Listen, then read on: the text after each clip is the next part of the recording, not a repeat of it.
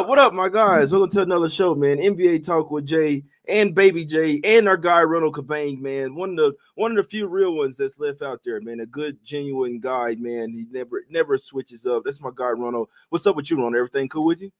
Everything is good. Pre All-Star break, post All-Star break has been good for the NBA. Yesterday a down day, so looking to bounce back. Hopefully we get on the right track. I think we're aligned on some stuff too. So hopefully, let's talk about it.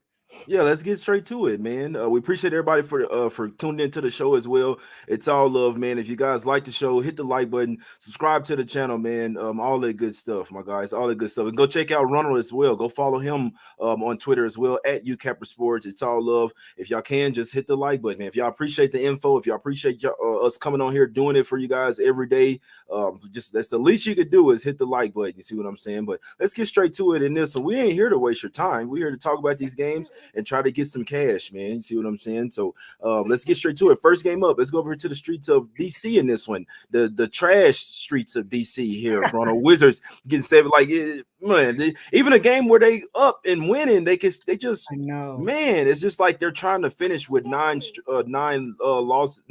wins for the rest of the season. Wizards getting 7 at the house versus the Magic. Obviously, the Magic on the back-to-back here. But it's just, man, these fucking Wizards, bro. I don't know what to do with them, Ronald. What do you think about? Do you have any info on this game? I have some stuff here that really points towards the Magic side. I mean, the Wizards, man, like I was on them against the Jazz. I think that was their best shot to get a win for a while. They had the lead. I think it was with like 4 or 5 minutes left in the game. Yeah. And then Jordan Clarkson took over. The one thing that's really big for this team here, I guess specifically for this matchup, they're going to be without Bagley, so they don't really have anyone else that's a center or even like considered a center on their squad. So, and the Magic, they're not a 3-point shooting team, so they're going to try to take advantage of the paint there. So that's going to be something that's going to be on their side. Some of the trends that I looked at, right, like Magic, they've been pretty much one of the best ATS teams in the league all season. But if you look at their last 17 games, they've won and covered 13 of those 17, 7-1 straight up and 6-2 against the spread as road favorites this season. My worry is they are on the second leg of back-to-back games. This is the first time they're on the road with second of back-to-back. So new territory for them. But I mean, from a matchup perspective, that's the only way that I could look is towards the Magic here. Wizards 1-4 straight up and against the spread when at home facing an unrested team. So it's not like they're taking advantage of tired legs or anything like that either. So yeah, the only way I look here is towards the Magic.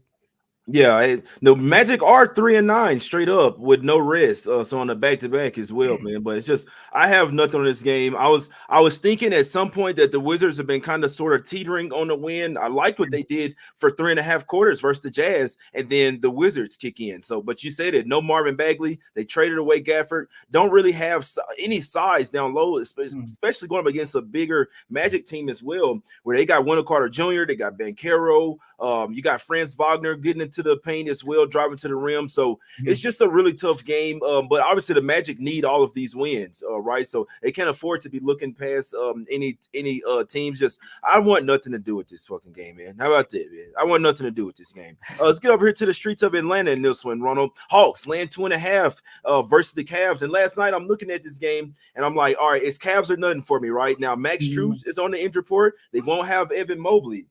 But you always look into things deeper here. This isn't really a good spot for the Cavs. It's not so much as a letdown after the Celtics win. This team has played 9 games. This has been their 9th game in 14 days since the All-Star break, Ronald. And I remember because I was looking at it, one of the beat writers was saying we're going to see what the Cavs are made of in this stretch. I don't think they'll have enough when it comes to the end of the game in this one. Like, if you like Cavs, maybe take Cavs first half. Both teams on the back-to-back. But the fact that they're in the stretch where this is their 9th game in 14 days, they could really be running running on fumes at the end of the, like towards the fourth quarter in this one. It's really hard to trust the Atlanta Hawks, but this would be more of a bet against the Cavs. And I know I was doing the last night show and I was like, Cavs are nothing. It's actually Hawks full game or nothing for me in this game. Yeah. No, that makes a lot of sense. I mean, I think I've seen a lot of the things that you did, especially like the rest advantage on the Hawk side from a bigger picture, right? Not only just second back to back for the Cavs, but the number of games that you mentioned and the number of days. That's one thing that I saw too. And if you look at them on second back to backs, it's not like they're 4-6 straight up, 3-6-1 against the spread. So they're definitely not profitable from that perspective. Prior to yesterday's game, they failed to cover 8 of their previous 9, right? So they did, had to bounce back off of the Celtics game as well. I know this is sort of like a letdown spot, like you mentioned, that, after beating the Celtics, teams after beating the Celtics here, right? They're actually profitable, 10-2 straight up after beating the Celtics. The thing is, though, this is the second instance where a team beat the Celtics and are on the second leg of back-to-back games. Mm-hmm. The Thunder was the first time. They were unrested. They ended up losing 138-141 the next day, and they faced the Hawks. So the Hawks are in the same situation. They're in the same situation, right? I mean, you would put Thunder and the Cavs, I would say, is sort of in the same tier from that perspective of being, playoff contenders and stuff like that. So, I mean, this is like such a similar situation to that. Hawks, they're more rested, obviously. I can't put my money on it, but the Hawks would be the only way that I go. Yeah, I'm right there with you. I lean towards Hawks here, to be honest with you. -2.5. I think this is it's really hard to touch them, guys. It's really hard to trust them, but this would be more a bet against the Cavs. Like no matter, and it's a triple revenge spot as well, Ronald. That's always something I like to do. This is, I believe, their last time facing off. Let me just check it real quick. I'm pretty sure this is their last time facing off this year versus the Cavs. Yep, it is. So this is their time to get some revenge versus the Cavs in this one, man. So triple revenge spot, a ton of games and a ton of days. And when you throw in that it's possibly a letdown spot for the Cavs as well. This is a spot what I'd be looking towards fading the Cavs. And if Max Strus doesn't play, their 3-point sniper, remember, he changes that whole team. He's the best 3-point shooter on the team by far, man. So, but 9th game in 14 days, this is a bet against spot for the Cavs here. I would not look toward they are the better team, but better teams don't always win, especially when you're in somewhat of a fatigue spot as well, my guys. So can only look towards the Hawks in this one. I actually think the Hawks get the job done. Now, obviously, they're the worst fucking ATS team that we've seen in a while. They're 20-41 against the spread. So if you like to stay off the game, I can't talk you off. But Hawks full game should be the right side in this game, guys. Let's head over here to the streets of Philly here, Ronald. Sixers land 6 at the house versus the Memphis Grizzlies. I don't think that Tyrese Maxey is ruled out yet. And obviously, they're coming off a loss. What are you doing over there? Obviously, they're coming off of a loss yesterday. See, this could be a bounce back spot. The Grizzlies, in my opinion, I don't think that they're super motivated to win games. Let's just put it that way. So Triple J is questionable here. We'll see if he plays, but I think this is bigger on Maxey in this one. And the Sixers just dropped down to the 7th seed as well. So right now they're in the play-in tournament. They have all the motivation to win this game. I like the way the spread has went from 5 to 6 here, Ronald. I'd lean towards the Sixers in this spot. I'm actually the other way here. I think the Grizzlies are in a good position to do this. I know, I think Triple J is questionable. They're obviously been dealing with a whole bunch of roster issues, but they've been profitable since January. Last 20 games, 13-7 ATS, and that includes 6-1 ATS as road dogs in that span. I mean, I think another thing to mention from the Sixers side, one thing that because I wanted to double check, obviously the injury report has been kind of suspect, the last couple of weeks, but one thing that I wanted to look at was the NBA's protocol, and what they said was if he's a person diagnosed with a concussion can't play the day of or participate the day after. And my assumption is because they called Maxey out late yesterday. Yeah, I'm assuming they diagnosed him yesterday, right? Because like they would have known. What's crazy? He got the concussion in the Mavs game, though. That's what's so unfair. That's when he got the concussion, bro. So that's the part that's confusing, right? Because he had the concussion on the obviously from the game, but they diagnosed him yesterday. Because otherwise they would have known he would have been out already. You know what I mean? So that's the thing that's kind of messed up here on this game is the fact that he's questionable. But ruling is if he was diagnosed yesterday, he should not be able to play today. And when I looked at that, they're actually 0-6 straight up without Maxi in the lineup, and that's the strong look there from my perspective. And also the fact that in those games, right? It's not like they were losing to top tier teams. They lost outright to the Blazers, and the Blazers were on the second leg of back to back games. So that Mhm. goes to show how strong of a move Maxi and Embiid is out as combined as a unit when both of them are out. So the way that I was looking at this one was really towards the Grizzlies because, like I said, as road favorites in that spot, sorry, road dogs in that spot, they've been profitable there all season long, not only just in recent form, and also it's even more profitable if their opponent is unrested, like the Sixers are. So a lot of things really pointed to the Grizzlies for me, and that would be the only way that I could look, especially if Maxi is for sure out. I'll tell you this. If I need the Grizzlies, if I'm looking at the Grizzlies, I need Triple J in there. So I think that Yeah. he's that big of a player, and I think the Grizzlies are showing their hand as well. When Triple J doesn't play, they're not even trying to win. When he plays, maybe they'll go for the win or could possibly cover this game. But if there's no Triple J and there's no Maxi here, I'd still take the Sixers in this one. I want no parts of the Grizzlies. For the rest of the season, I want no parts of the Grizzlies, especially coming off of a win as well. So Mhm. they're out the underdog here. They do have the rest advantage as well, but I'm not looking to make money with the Grizzlies here. Okay, she has something to say here. So lean Sixers here for me. I think Triple J is a lot bigger here, especially losing Zaire Williams and Derrick Rose as well. This is Yeah. the Memphis hustle right here. So I think if you like the Grizzlies or even looking towards Grizzlies, this is just for everybody in the chat. If I'd wait for Triple J. If he's in, they might have a chance. If he's Mhm. out, I don't. I would stay. I think that it turns into a 1-800 gambler game. In my Call the number. Let's get over here to the streets of Houston in this one. Clippers land 6.5 on the road versus the Houston Rockets in this one. People are starting to get somewhat down on the Clippers, and obviously sometimes they can be BSing out there. But this is a Clipper spot. The Rockets, they're not really going anywhere. They're a great team. They got some great players. I like. Not many people like Dylan Brooks, but I kind of like the guy. I kind of like his style over there, man. He comes to f stuff up, and I dig that, man. But I think this is a Clipper spot here. I think they could mess around and come out here and cover the trifecta spot versus the Rockets. They had a big game versus Wemby. They wanted to show Wemby, all right, we're the guys. We can ball out versus you. Coming off 2 straight wins, 3 straight covers here. But I think the Clippers, this is a bounce back spot after that huge collapse there, Ronald. I think Clippers come out here in the first half and smack these boys up. And I think they keep it going for the full game. What do you think about this one? Yeah, it makes a lot of sense to me. Coming off of that big L against the Bucks there, I mean, they had that game too. They gave it up towards the end of the game. Obviously they were unrested in that spot. That could be a reason why they gave it up in the fourth quarter. But there are they got the rest advantage here. From a spread perspective, Clippers have not been great, right? They've been struggling recently, especially on the offensive side of the ball. So not an ideal spot for the Clippers, who's been really I guess recent form struggling offensively. It's sort of defensively as well, but this is a good spot for them on the season with the rest advantage. 11-2 straight up, 9-4 against the spread with the rest advantage.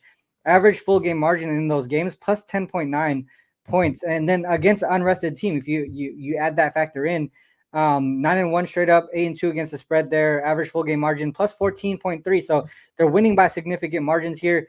Majority of that margin though is in the first half. So I think what you mentioned here, Clippers first half, is a really great spot as far as being in these two situations. Rockets, they've been decent as home dogs and second to back-to-back games, but current form tells me their offense is actually struggling more than the Clippers are. The difference, I think, is the consistency, right? Between the two teams, the Clippers, they were, doing really well offensively for a period of time. I think prior to the All-Star break, the Rockets, they struggled offensively all season long. So it's not like we can expect them to bounce back offensively, right? It was more so their defense that put them in position to win games and cover games. On the Clipper side, at least you can expect a bounce back, and I think that's what happens Yeah, I here. think they come out here pissed off. Yeah. I think they come out here pissed off, man. I was at the court yesterday, Ronald, and I went and only had 2 hours to play it. So I went and played the first game. And these real deal hoopers in there, man. I played the first game, and when it was a close game, it was 14-14, and we ended up losing 16-14. And I was hot, bro. I really wanted to lead the gym, and I was like, you know what? I'm staying, bro. I don't care how many games I get down. I'm redeeming myself. I came out there and smoked them, bro. I'm talking about the next 4 games. I took no mercy on anybody, and I think that's how the Clippers gonna come out, bro. After that loss versus the Bucks, they know that they should have won that game. This is a team that's going after the number 1 seed. I don't know if they're gonna get it, but all of these wins are important right now. They're really close. They could fuck around and try to get the number 2 seed or something like that, man. So I do think Clippers first half -3.5 is the top spot in this game, my guys. Come on. Mhm. Give me once. All right, let's go to the next game here, Ronald. Let's go over here to the streets of Utah in this one. Bulls land 3.5 on the road versus Utah here, Ronald. Take it away, my brother. Yeah, this is one I think we were aligned on. I did take the Bulls yesterday or last night. Obviously coming off of that nice comeback win over the Kings. Bulls as road favorites is a spot for them this season. 7-1 straight up, 6-2 ATS. This includes 4-0 straight up, 3-1 in non-conference games like today. The one that they didn't cover, they were on the second leg of back-to-back games, so did have some tired legs in that one. They only failed to cover by the hook. They did win that game outright though. Also, in all those seven wins as road favorites, they won each one of those by at least 6 points. We got the number right now at 3.5. Obviously, I think the biggest thing on the Jazz side is not having Markkanen. They average 10 points less per game on the season without Markkanen than when he's in the lineup. Some of the things that I looked at too was so I looked at how they do without Markkanen in the lineup. They are profitable, 7-4 ATS, but most of those games where they did cover, they played against bottom feeder teams. They played against the Blazers, Pistons. I think it was the Wizards as well is in that list. So 5 of those games that they covered were against these bottom tier teams, against teams that are actually in the playoff contention. They failed to cover in those situations. So I see that here. I don't think the Jazz are as good offensively. Obviously, without Markkanen, they turn the ball over at a higher rate when he's not in the lineup. They also struggle against teams who play a slow pace. When I look at games, Jazz games when the total is under 225, they're 1-6 straight up, losing by an average margin of nearly 10 points per game. So a lot of things are pointing towards the Bulls in this one. Yeah, I like the Bulls in this spot, man. This line had reached all the way to 5, man, and then had got some sharp action coming back on the Jazz in this one. But personally, I do know some things about the Jazz, and I just think this is a must-win spot for the Bulls here. And they got a confidence boosting win as well. Mm-hmm. They got they got a confidence boosting win their last game versus the Kings as well. After being up, they were down by 22 points and came all the way back to win that game. Obviously, the Kings' offense is a lot more potent than the Jazz. Now, the Jazz still have great players over there. This is not a spot that's just going to be, oh, it's easy, we take the Bulls. But I do feel like this is a spot that's a bet against spot for the Jazz. This team was down by 5 points with 7 minutes to go versus the Washington Wizards out there. So if the Wizards go out there and have a great game, and I think that the Bulls can come in here and lock down defensively. And obviously, hopefully, they shoot a lot better than they did in that Sacramento game. But Ronald, I just want to ask you, which one do you think is better, Bulls first half or full game here? To me, I think it's the full game. I do think it's a full game. I think from a roster perspective, I think without Laurie, I think the longer the game goes, they don't really have that closer. I know Clarkson closed for them against the Wizards, but other than that, I think offensively they don't really have that guy that they can really lean on. From a full game perspective. Also, the other thing too, one thing that I looked at, someone mentioned here in the chat, the Bulls defense. But if you look at their strength of schedule, if you look at who they played recently, right, they played all against top tier teams: Celtics, Cavs, Magic, Bucks, Kings. Only team that they didn't play against that was a playoff contention team is the Pistons. Obviously, they were in a tough sandwich spot right there, and that's the reason why they didn't do well. But other than that, man, you're looking at recent form and who they played. I don't think their defense is as bad as what it shows. They just played really good teams. And then the Jazz without Markkanen, they're really a step below who they really are when he's in the lineup. So I'm not too sure we can put those numbers against the Jazz here and say their defense sucks. Yeah, not the Bulls defense is not suck. I'll tell you that they have a plethora of guys that actually care about playing defense. Mhm. I'm not a huge fan of Javon Carter wearing the mismatched shoes. I hate that shit, but he cares about defense. Alex Caruso is one of the best defenders in the league. He could be all defensive NBA team every single year, in my opinion. You got Drummond coming off the bench. Vucevic not much of a defender, but guys like a Sumnu as well. They have great defenders here. I like the Bulls in this spot, man. I like the Bulls. Even if you got to lay the 3.5 with them, I think this could be a first half and full game spot Yeah. for the Bulls. We're on our bullshit in this one. And y'all remember when they poisoned Jordan? The Bulls are always going to have something to go, always have something up their sleeve in Utah over there, my guys. Let's go over here. A few more games here, Ronald. Then I got to get out of here. I got about 9 more minutes here. Let's go over to the streets of Portland here, but really we're going to the streets of the Thunderstorms in this one. Thunder lamb 13.5 on the road versus the Portland Trailblazers. Line open up at I believe 10.5, 11.5. It's going all the way up now, to be honest with you, but it's gonna look thrown. I don't give a damn about the spread. I don't care what the spread in this one. I just need SGA to go over his 30.5 points. I need him to win MVP. He's coming off a bad game where he only scored 20 points. He went over 30 points his last 4 games before that. This is a stat pad game for SGA, in my opinion. I think he fuck around goes for 35 points in this game. Hopefully he goes for like a 35-point triple-double. But I think this they really want SGA to win the MVP. These are the type of games versus these bottom tier teams where it's like give SJ the ball. Let's try to get him as many points as possible. Hopefully he goes for 40 points here tonight. I think and if you want, you could just do like SGA 30 plus points and win or something like that, like same game parlay, but definitely don't endorse those. But SGA over his 30.5 points, that's really my top look for this game, other than trying to figure out who's going to win and by how much. But obviously could only look towards the Thunder here, Ronald. Yeah, I can only look towards them too. I'll try to make it quick here. The Thunder, I think they do well bouncing back off of a loss. They also do well in double-digit favorite situations. The good thing about that, the fact that they're on the road here, because they haven't covered a double-digit on the road. They're facing a weak Blazers team, and they're shorthanded, right? They're already without Sharp. They're already without Brogdon, and then now Ayton is unlikely to play, and Grant is questionable. And I think without Ayton in there, I think the Thunder can eat in the paint. All they do is drive in, and they also have they got the length advantage as well. They can do pretty much everything offensively. I think they're going to take advantage of this Blazers team. So the only way that I could look is towards the Thunder here from a spread perspective. If anything, I would probably look towards them team total over as well if you don't want to mess with the spread. Yeah, no, I'm right there with you. Yeah, definitely could see a Thunder team total under here. I mean, over here. And like you say, if they you said Thunder team total over, right? Yeah, Thunder team total over. Yeah. Yeah, I like that. What is that number? Let me just see what that is. Hey, Ronald the one got me on those team totals. So you ever hear me talk about a team total? Ronald opened my eyes. But yeah, 119 and a half. Hell yeah. Yeah, they just got to get to 120. I like it, man. Stat pad game for SGA. I like him to go over 30 and a half, my guys. Obviously, I'm not a prop guy, and I don't go official with props either as well, man. But I do like SGA to go over 30 and a half points. I think he might even get 35 points. This is just the MVP case type of game for SGA. One more thing to add on that one, Jay, is the fact that the roster for the Thunder, they're really good for these big spreads and for them to continue stat padding because they got guys off the bench that could shoot and really just focus on offense. So that's the reason why I like their team total when they have these big spreads. Like even in a blowout, they're going to continue going. I like it. That's a fact right there. It's a really deep team, and they're coming off a loss as well. Let's go over to the streets of Golden State in this one. Warriors land 4 at the house versus the Milwaukee Bucks. Ronald, do you think that Giannis plays in this game? That's a tough call. I think from what I remember, they were going to say he was going to be out for at least 3 games. From what I thought, but then now he's, obviously his status is a little bit different. But where did you see it?